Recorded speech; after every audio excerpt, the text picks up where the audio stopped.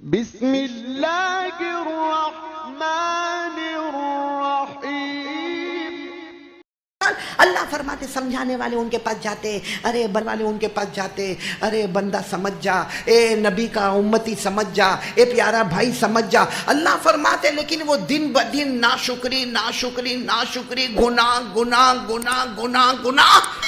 اللہ فرماتے پھر میں دو عذاب بھیجتا ہوں، ایک غریبوں پر اور ایک امیروں پر۔ غریبوں پر عذاب آتا ہے بھوک کا عذاب، یعنی ان کے گھر میں کھانا نہیں ہوتا۔ آپ نے دیکھا ہوگا رمضان میں، رمضان کے بعد پہلے لاک ڈاؤن میں، دوسرے لاک ڈاؤن میں کوئی اناج کی کٹ بانٹ رہا ہے، کوئی تیل کا ڈبہ دے رہا ہے، کوئی چاول دے رہا ہے، کوئی گیہوں دے رہا ہے۔ ارے غریبوں کی لائن لگی ہے، مرد بھی ہے، عورتیں بھی ہے، بچے بھی ہے، بچیاں بھی ہے، اور سب سر پہ گونی اٹھا اٹھا کے جا رہے، اور فلاں آدمی نے 70 کٹیں دے دی، اور فلاں آدمی نے 200 کٹیں دے دی، اور فلاں مولانا گئے تو 500 کٹوں کا اعلان کیا۔ اللہ کہتا ہے یہ غریبوں کا عذاب ہے کہ میں ان کو بھکاری بناتا ہوں، اور امیروں کو عذاب دیتا ہوں، ان کو کھانے پینے کا عذاب نہیں ہوتا، ان کو ڈر ڈالتا ہوں، ڈر ڈر، ہمیشہ فکر میں مر جاؤں گا مر جاؤں گا مر جاؤں گا، میری زمین کا کیا ہوگا، میری پراپرٹی کا کیا ہوگا۔ کوئی بازو میں زور سے تو جانے آ گیا تیرا، میرے کو کورونا آ جائے گا۔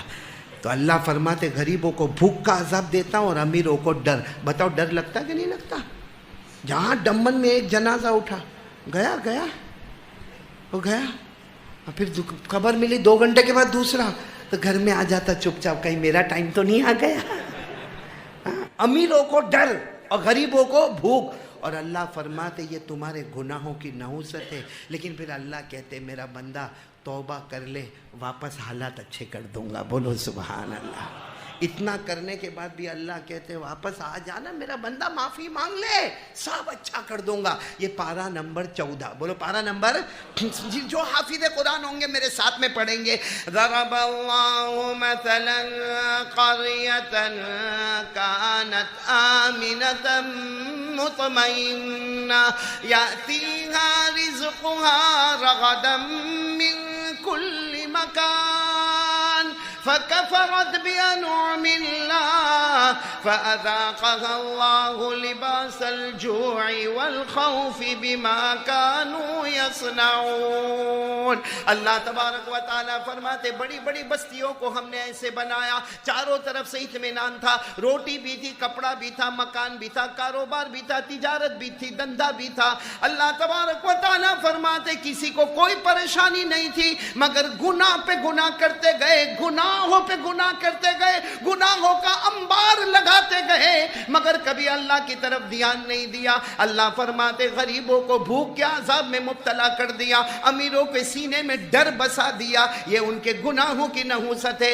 لیکن اللہ فرماتے وَتُوبُوا إِلَى اللَّهِ جَمِيعًا أَيُّهَا الْمُؤْمِنُونَ لَعَلَّكُمْ تُفْلِحُونَ۔ اللہ فرماتے پھر بھی میرا بندہ جو ہونا تھا ہو گیا، اب بھی میرے دروازے پر آ جا، تیرے آنے میں دیر ہو سکتی، میرے معاف کرنے میں دیر نہیں ہوگی۔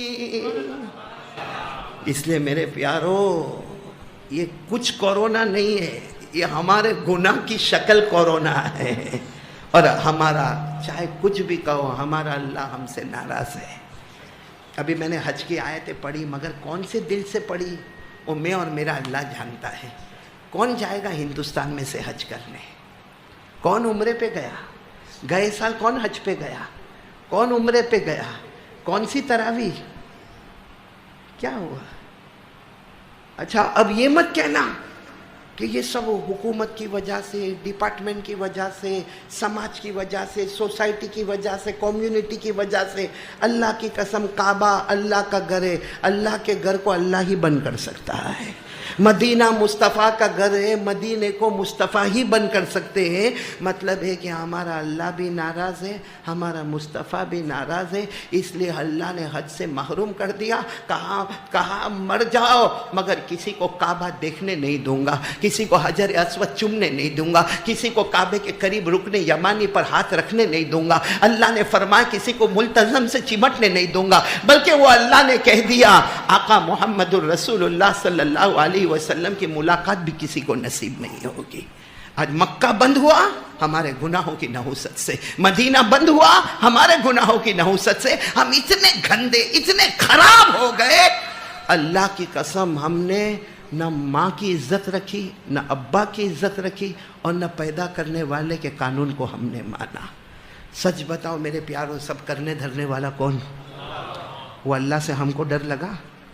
اتنا کورونا آیا، اتنے غسل دیکھے، اتنے شمشان گھاٹ آباد دیکھے، اتنا قبرستان کو آباد دیکھا. کچھ علاقے میں میرا مالیگاؤں جانا ہوا تھا، 24 گھنٹے میں 52 اللہ کو پیارے ہو گئے. بولو انا للہ و انا الیہ راجعون. اتنا سب کچھ ہوا مگر ہماری طبیعت میں سدھارا کیوں؟ کہ میرے کو کہاں ہوا کورونا؟ ہماری طبیعت میں سدھارا. ہم پہلے بھی کورونا کے آنے سے پہلے اور لاک ڈاؤن کے آنے سے پہلے بھی ہم فجر نہیں پڑھتے تھے، اب بھی فجر نہیں پڑھتے. لاک ڈاؤن سے پہلے ہمارے چہرے پر داڑھی نہیں تھی، اب بھی ہمارے چہرے پر داڑھی نہیں. لاک ڈاؤن سے پہلے ہمارے ہاتھ میں مسواک نہیں تھا، اب بھی ہمارے ہاتھ میں مسواک نہیں. لاک ڈاؤن سے پہلے بھی ہم پب جی کھیلتے تھے، ہم آئی پیڈ پہ جاتے تھے، ہمارا فیس بک غلط ہوتا، ہمارا واٹس ایپ غلط ہوتا. میرے دوستوں، ہمارے موبائل میں زینا ہوتا، ہمارے موبائل میں چوری ہوتی، ہمارے موبائل میں جوا کھیلا جاتا، ہمارے موبائل کی ذریعہ سے ماں کے اوپر ہاتھ اٹھاتا، ہمارے موبائل کی وجہ سے باپ کو دھکا مار کے نکالتا. بلکہ اللہ کی قسم ہمارا موبائل اتنا گندا، اتنا ناپاک، اتنا خطرناک کہ آج اگر طلاقیں ہوتی ہے تو ہمارے موبائل کی وجہ سے ہوتی ہے. لیکن اس میں کوئی کمی نہیں. ہینڈسم گائے دیکھو بیٹھے ہیں موبائل والے. اصل میں یقین کی کمی ہے میرے پیاروں. یہ اللہ جو ہے نا تھوڑا ٹچ کر رہا ہے، میرا بندہ سدھر جا، ورنہ پکڑ کرنے پر آئے گا تو زمین پر ایک جانور بھی باقی نہیں رہے گا. سچ بتاؤ میرے دوستوں، سب کچھ کرنے دھرنے والا کون؟ نہیں ساتھ میں بولو نا، کرنے دھرنے والا کون؟ ہم روزانہ ہنستے نا روزانہ، یہ ہنسانے والا کون؟ جب ہنسنا، اب لوگ کیا کہتے ہیں معلوم؟ وہ ہاسپٹل کی وجہ سے مر گیا، وہ ڈاکٹر کی وجہ سے مر گیا، اس کو انجیکشن دیا تو مر گیا، اس کو ایسا کیا تو مر گیا. ارے ہمارا مرنا تو ہمارے پیدا ہونے سے پہلے طے ہو گیا تھا.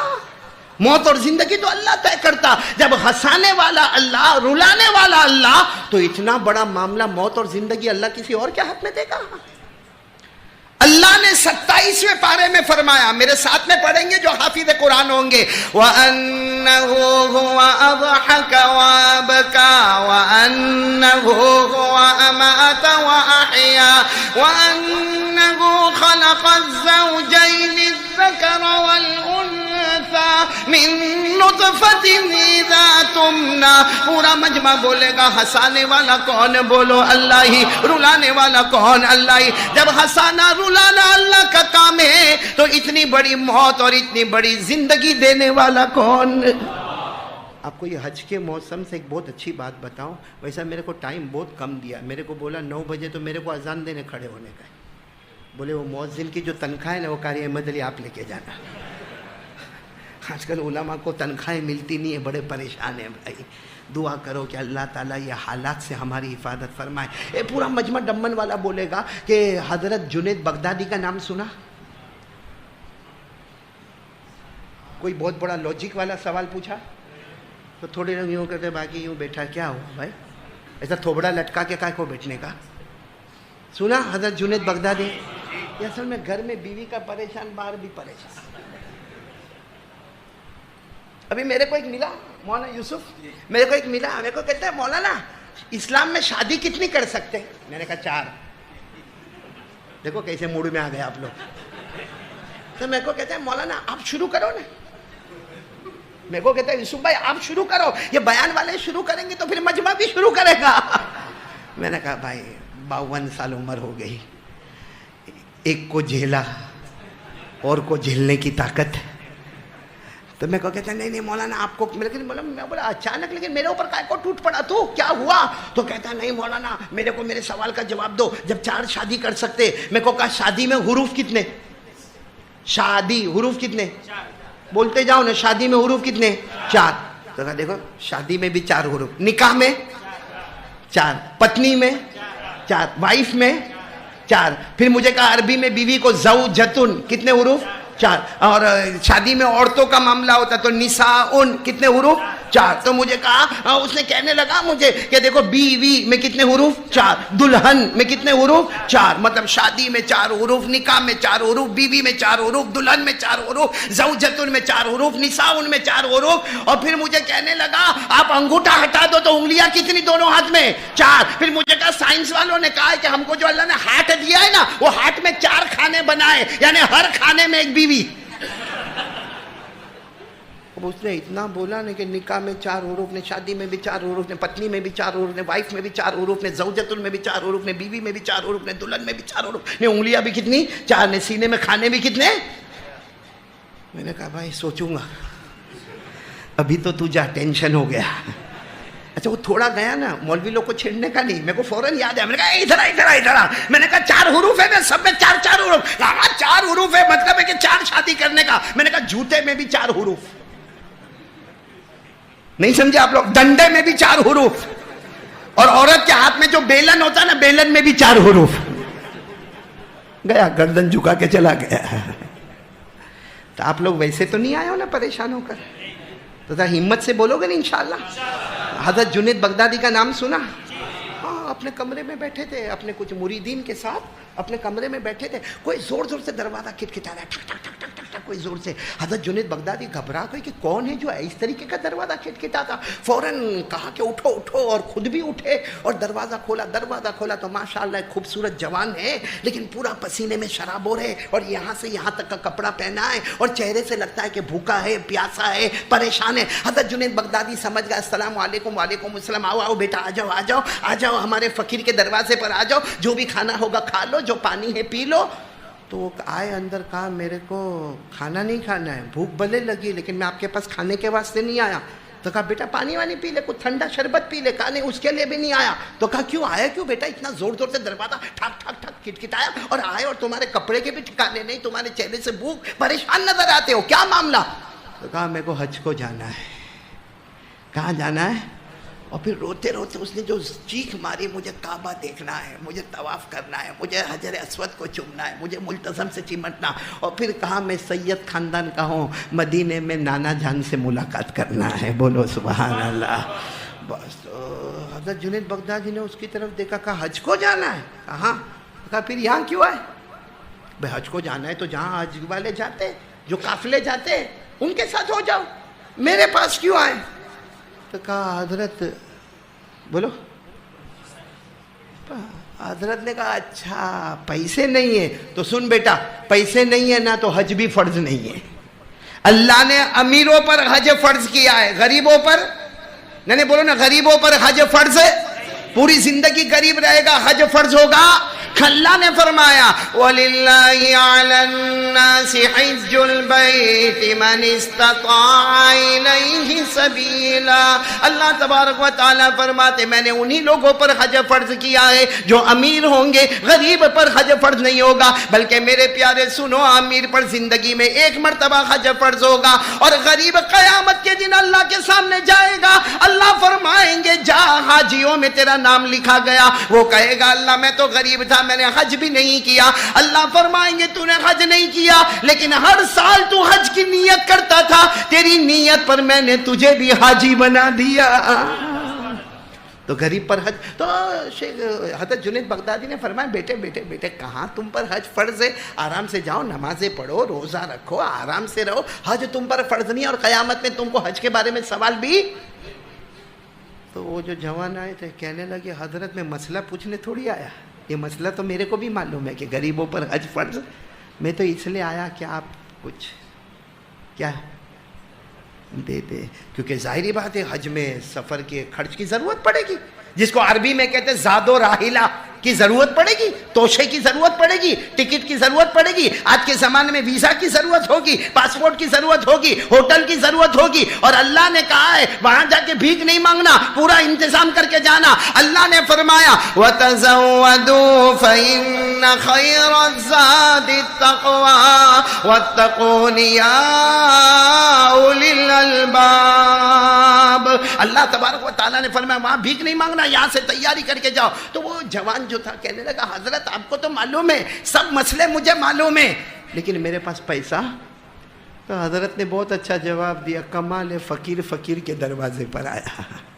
میرے یہاں پر کیا ہے, میں بھی فقیر اور تو بھی فقیر, اور فقیر فقیر کے دروازے پر آیا. تو وہ جوان نے بڑے جذبے میں کہا, حضرت مجھے کعبہ دیکھنا ہے, مجھے مدینہ جانا ہے, روضہ مبارکہ پر جانا ہے, اپنے نبی کے سامنے اپنا داستان غم سنانا ہے.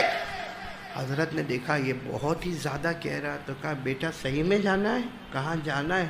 اور پھر وہ جو رونے لگا جوان, اللہ ایسا رونا ہم کو بھی محبت میں نصیب فرمائے. اب شیخ حضرت جنید بغدادی ایسے کھڑے ہوئے, بولو کھڑے ہوئے, لمبا جبہ پہنا تھا اس زمانے میں, ایک جبے میں یوں ہاتھ ڈالا اور ایک چھوٹا سا چاندی کا سکہ نکالا, وہ بھی زنگ کھایا ہوا چاندی کا سکہ نکالا. کہا لے بیٹا جا جا جا, حج کو چلا جا. وہ اس کو دیکھنے لگا, کہا دیکھ مت بس جاؤ, حج کو جاؤ. وہ جوان بھی تعجب سے, بولو یہ کیسا ہوا معلوم, جیسے ڈمن میں کوئی میرے کو بولے بھائی وہ جو چاندی کا سکہ حضرت جنید بغدادی نے دیا, آج اس کی بہت قیمت نکالو تو 500 روپیہ آوے. کتنا آوے؟ اب یہاں ڈمن میں کوئی میرے کو بولے قاری احمد علی میرے کو حج میں جانا, میں 500 نکال کر دوں, لے بیٹا جا. تو وہ 500 ملا کر 1000 کر کے میرے کو کہے گا جا, تو بھی جا, تیرا باپ بھی جا. آج 500 روپیہ کسی کو دے کہ حج میں جا, تو میرے کو اور 500 دے گا, کہے گا تو بھی جا, تیرے ابا کو بھی لے کے جا. بھائی 2.5 لاکھ 3 لاکھ 4 لاکھ کا بجٹ ہوتا ہے آج کے زمانے میں 500 روپے میں. اب حضرت جنید بغدادی نے ایک چھوٹا سا سکہ دے دیا کہ جا حج میں جا. وہ جوان سکے کو دیکھنے لگا, کہا دیکھ مت تو جا, حج کو جا. اب وہ بیچارہ کیا کرتا ہے, وہ جوان وہاں سے چلا, کہا حضرت کا حکم ہے اور مجھے حج میں جانا ہے, بس یہ کہتا ہوا مجھے حج میں جانا ہے, مجھے حج میں جانا ہے, میرے پاس ایک ہی چاندی کا سکہ ہے, مجھے حج میں جانا. اب وہاں کوئی سننے والا نہیں, نہ دائیں نہ بائیں, وہ چلے جا رہا. اچانک وہ جوان نے ایسی گلی میں, بولے ایسے گلی میں ٹرن ہوا. جیسے گلی میں ٹرن ہوا تو دور بہت سے مرد, عورتیں, جانور, سواریاں اور برتن اور کپڑے سب, اور سب اس کو کہہ رہے آ جاؤ حج میں جانا ہے, آ جاؤ حج میں جانا. یہ دوڑتا وہاں گیا, کہا میرے کو حج میں جانا. کہاں تم کو حج میں جانا؟ کہا میرے پاس کچھ بھی نہیں ہے, یہ جو کپڑا ہے نا یہاں شروع ہوتا ہے یہاں ختم ہوتا ہے, اس کے سوا میں کوئی چیز کا مالک نہیں ہوں. اور پھر روتے روتے کا 2 دن سے کھانا بھی نہیں کھایا ہوں, اور ایک سکہ میرے پاس ہے جو حضرت جنید بغدادی نے دیا ہے, باقی میرے پاس. تو سب نے کہا وہ جنازہ دیکھو. تو اس نے دیکھا ایک جنازہ رکھا ہوا ہے. کہا یہ ہمارے بغداد کا سب سے بڑا امیر آدمی, کروڑوں ابجو پتی آدمی, اور اس کا آگے پیچھے کوئی نہیں, یعنی اس کا نہ باپ نہ دادا نہ پڑ دادا نہ سکر دادا, اور اس کا نیچے بھی کوئی نہیں, بیٹا پوتا پر پوتا کوئی نہیں. یہ ابھی تھوڑی دیر پہلے 1 گھنٹہ پہلے اس کا انتقال ہوا ہے. ہم نے غسل دیا ہے اور ہم نے اس کے جنازے کو تیار کیا ہے اور ہم نے جنازے کی نماز پڑھی ہے. اس نے وصیت کیا تھا کہ میرے پاس جتنی زمین ہے, جتنا کاروبار ہے, جتنی پراپرٹی ہے, جتنی جائیداد ہے اور جتنے جانور ہے اور جتنے گھر ہے, میرا آگے پیچھے کوئی نہیں, جو یہ گلی میں پہلا داخل ہو اس کو میری سب چیزوں کا مالک بنا دینا. مطلب یہ تو سیکنڈوں میں مالدار بن گیا. اس نے کہا کہ لیکن میرے کو تو ایک اونٹ چاہیے. اونٹ کا 100 اونٹ وہاں کھڑے, لے لو جو چاہیے اس میں سے. احرام کے کپڑے وہاں رکھے. وہ جلدی جلدی غسل کیے, ایک احرام کا کپڑا لیا, ایک اونٹ کو لیا, اور وہ دفن کفن کا معاملہ ہو گیا. اور اس کے بعد میں وہ قافلہ چلا, بولو سبحان اللہ. وہ قافلہ چلا اور ایک آواز آئی, لبیک اللہم لبیک لبیک لا شریک لک لبیک ان الحمد والنعمت لک والملک لا شریک لک. میرے پیارو یہ قافلہ گیا, مکہ مکرمہ پہنچ گیا, بولو سبحان اللہ. اور سارے حاجی جو بغداد کے تھے وہ کہے کہ ہم نے اس جوان کو دیکھا, یہ 2 ہی کام کرے, یا تو ہماری خدمت کرے یا کعبے کے پاس جا کے عبادت کرے. 2 ہی کام, خدمت عبادت. سارا مجمع اس جوان سے اتنا خوش, کہتے وہ ملتزم کو چمٹ کر ایسا مانگے جیسا معلوم نہیں کتنا بڑا گنہگار ہو, کتنا بڑا پاپی ہو, کتنا بڑا مجرم ہو, اور طواف پہ طواف کرے, پھر ہمارے پاس آ کے ہماری خدمت کرے, پھر کعبے کے پاس جائے. کہا ہم نے کبھی اس کو سوتے ہوئے نہیں دیکھا, بس عبادت خدمت. بولو عبادت. کہتے پھر ہم مدینہ گئے, اور مدینے میں یہ روضہ مبارکہ پہ جا کے جو رویا ہے, اپنے نانا جان کے سامنے جو رویا ہے, اور جو داستان غم سنائی ہے, اور ہمارے نبی صلی اللہ علیہ وسلم کی جو تعریف کی ہے, کہا پورا مجمع جو وہاں تھا وہ چیخ مار کے رونے لگا. کہتے خیر الحمدللہ. بولو حج مکمل.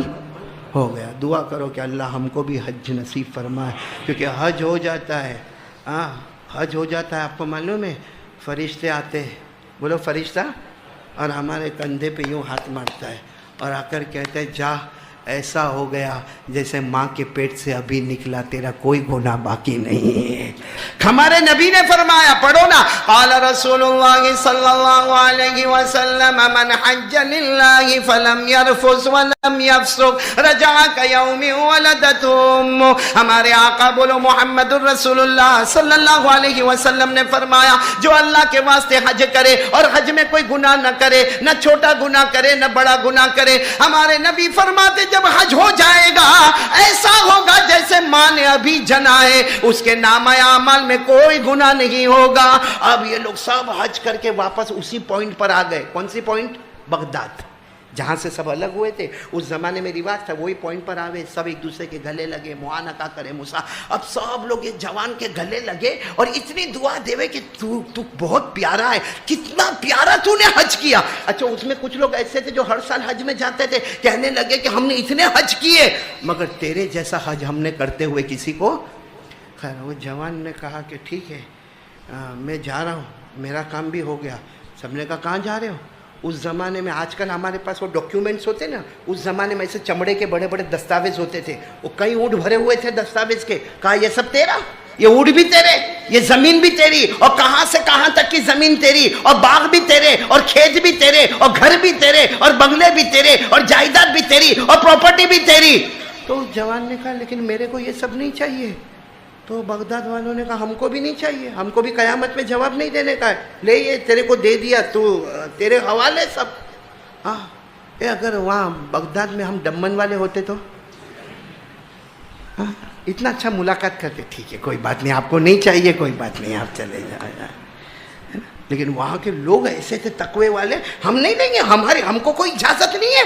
وہ مرنے والے نے وصیت تمہارے واسطے کی ہے, ہم لیں گے تو قیامت میں نبی کو جواب کیا دیں گے؟ یہ زمین کا جواب دینے کا, یہ گھوڑے کا جواب دینے کا, یہ اونٹوں کا جواب دینے کا, یہ کچر کا جواب دینے کا, یہ جانوروں کا جواب دینے کا. سب چلے گئے اور اس کو سب اونٹ اور سب دستاویز دے دیے. یہ جوان بہت دیر تک کھڑے رہے, روتے رہے اللہ کے سامنے. پھر خیال آیا چلو جنید بغدادی کے دروازے پر, وہیں سے نکلے تھے نا, تو وہیں جا کے دروازہ دھیرے دھیرے, اب بہت ڈسپلن کے ساتھ دروازہ کھٹکھٹایا.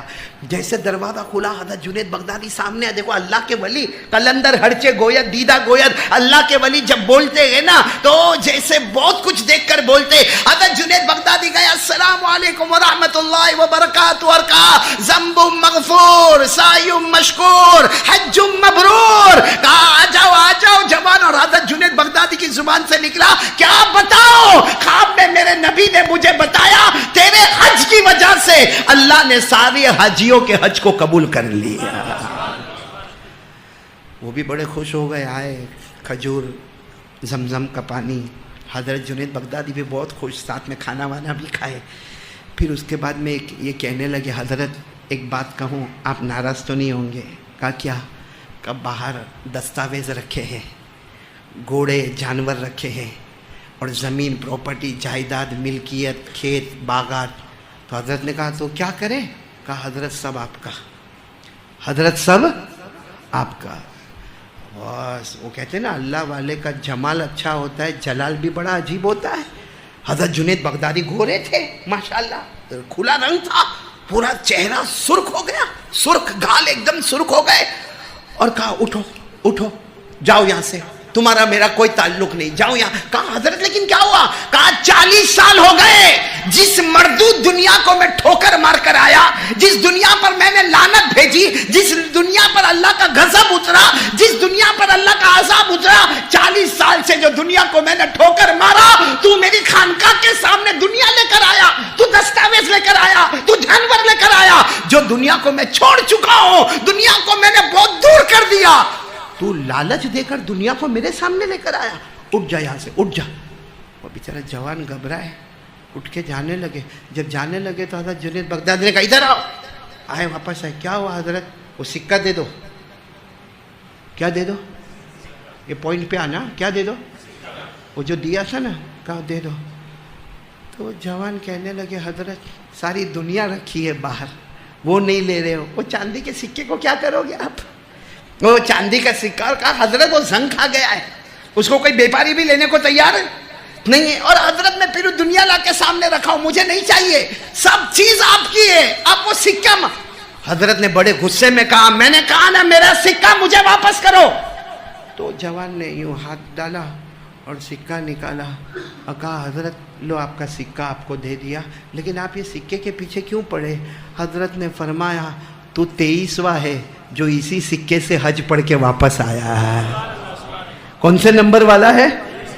مطلب تیرے سے پہلے کتنے 22 سالوں سے ایک کو حج میں بھیج رہا ہوں اور یہی سکہ لے کر جاتے، سکہ واپس لے کر آتے.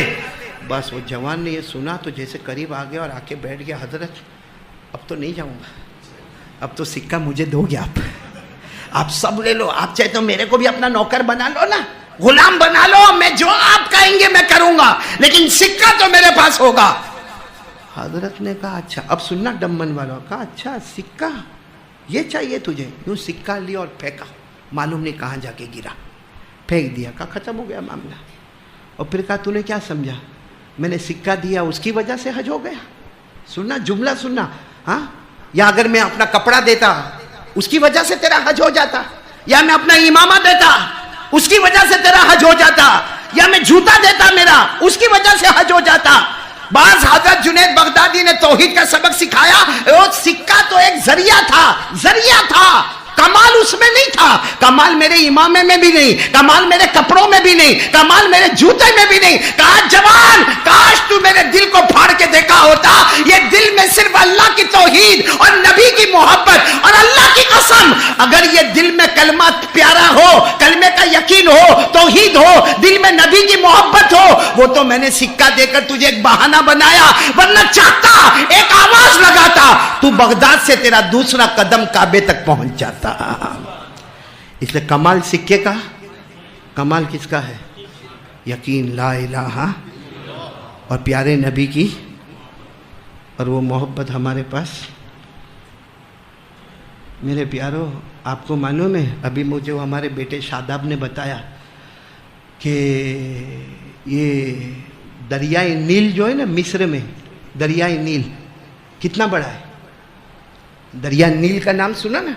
مصر میں 6650 کلومیٹر پر پھیلا ہوا، 6600 کئی ڈمن اس میں سما جاوے، 6650 کلومیٹر پر پھیلا ہوا کیا دریائے نیل ہے. لیکن آپ کو معلوم ہے نا جب مصر کے گورنر کون بنے؟ حضرت عمرو بن عاص، ساتھ میں بولو کون بنے؟ حضرت عمرو بن عاص. اور دریائے نیل کا پانی دھیرے دھیرے کم ہونے لگا. اب اتنا لمبا دریا جو مصر سے چلتا سودان کو ٹچ کرتا، سودان کو ٹچ کر کے افریقہ کی بارڈر پر جاتا اور یورپ تک جاتا، 6650 کلومیٹر کا دریا جب اس کا پانی کم ہونے لگا تو سارے کے سارے مصر والے گورنر کے پاس آئے. گورنر کون؟ حضرت عمرو بن. اور آ کر کیا کہا، یہ ہر سال ایسا ہوتا ہے، دریا کا پانی کیا ہو جاتا ہے؟ کم ہو جاتا ہے. پھر ہمارے کھیتوں میں بھی پانی نہیں، باغوں میں بھی پانی نہیں، کھانے کے لالے پڑ جاتے، مرنا پڑتا. تو حضرت عمرو بن عاص نے کہا پھر دریا بڑھتے کیسے ہو؟ کہا وہ ایک ہمارا طریقہ ہے، کوئی بھی ایک جوان لڑکی کو لانا پڑتا ہے، اس کو زیوروں میں آراستہ کرنا پڑتا ہے، یعنی اس کو زیور پہنانے پڑتے، پھر اس لڑکی کو اٹھا کر اس کو بھیج دے دیتے، یعنی دریائے نیل کو پھینک دیتے، وہ لڑکی مر جاتی. لیکن جیسے لڑکی مرتی ہے پھر دریائے نیل جوش مارتا ہے، پانی آتا پانی آتا پانی آتا، پھر ہمارا سال اچھا جاتا ہے. پھر 12-13 مہینے کے بعد پھر وہی معاملہ، پانی کم ہو جاتا ہے. پھر کوئی قوم کی ایک لڑکی کو تیار کرو اور اس کو زیورات میں آراستہ کرو، پھر اس کا بھیٹ چڑھاؤ. ہر سال سالوں سال سے چلا آتا. حضرت عمرو نے عاص نے فرمایا جو سالوں سال چلتا تھا وہ چلتا اب نہیں رہے گا. ہدان اللہ الاسلام، اللہ نے ہم کو اسلام دے دیا ہے، اب یہ قانون. لیکن ہوا ایسا ہی، نیل میں پانی نہیں آ رہا. ارے بولو دریا نیل میں پانی، سب روزانہ گورنر کے پاس. پھر بولو گورنر کا نام کیا ہے؟ حضرت عمرو بن عاص. روزانہ گورنر کے پاس، اور گورنر روزانہ کہے قد ہدان اللہ بالاسلام والایمان، اللہ نے ہم کو اسلام اور ایمان دیا. اب کسی لڑکی کی جان کو لینا، یعنی کنواری لڑکی کو لینا، اس کو زیورات پہنانا اور اس کو بھیٹ چڑھانا، یہ کون سا طریقہ ہے؟ مخلوق کی مدد نہیں ہوتی. لیکن پانی کم ہونے لگا. اب تو لوگوں نے یہ فیصلہ کیا کہ گورنر تو ماننے والے ہے نہیں، اس سے اچھا ہم یہ علاقہ چھوڑ کے، سب نے علاقہ چھوڑنے کی کوشش کی. تو حضرت عمرو ابن عاص نے دیکھا کہ اب تو معاملہ بہت گمبھیر ہو گیا ہے، میں اسلام کی بات کر رہا ہوں لیکن یہاں تو نیل میں پانی آتا نہیں ہے. انہوں نے خط لکھا، ڈائریکٹ خط لکھا مدینہ پاک میں. بولو امیر المومنین حضرت عمر رضی اللہ تعالیٰ عنہ، سبحان اللہ بولو. خط لکھا حضرت عمر رضی اللہ تعالیٰ عنہ کو. جیسے یہ پیغام ملا کہ ہر سال دریائے نیل میں ایک کنواری لڑکی کو لایا جاتا ہے اور اس کو کپڑے پہنائے جاتے، اس کو زیورات پہنائے جاتے اور دریائے نیل کو بھیٹ چڑھایا جاتا ہے، اس کے بعد میں